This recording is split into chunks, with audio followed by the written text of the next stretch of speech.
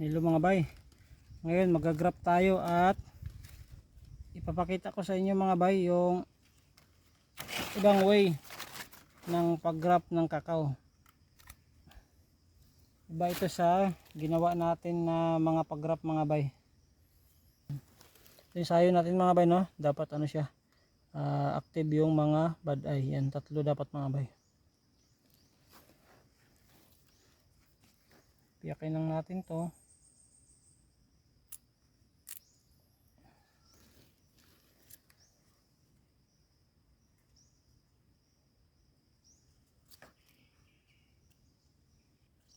Yan, yan mga bay.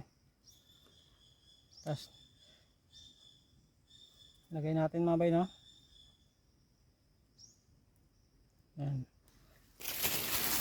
Tapos dapat meron kayong ice wrapper mga bay. Yan ito, 2x10 na ice candy wrapper.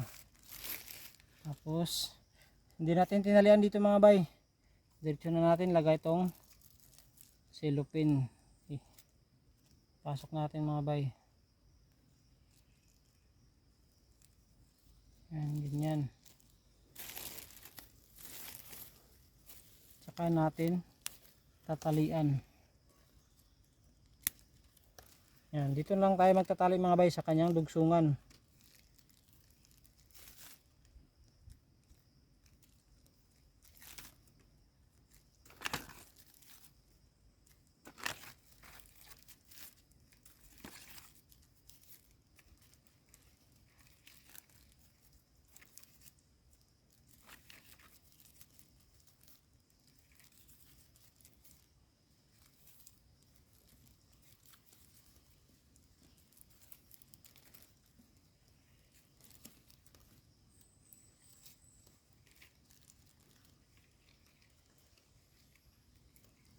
Yan lang mga bay, no. Yan, bakit natin. Yan lang, napakabilis lang mga bay. Tapos tanggalin natin to after 20 days mga bay.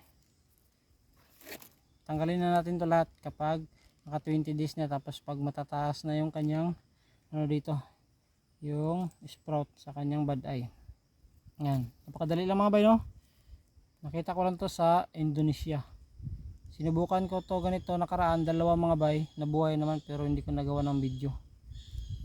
Yan, ito update na lang tayo after 20 days mga bay.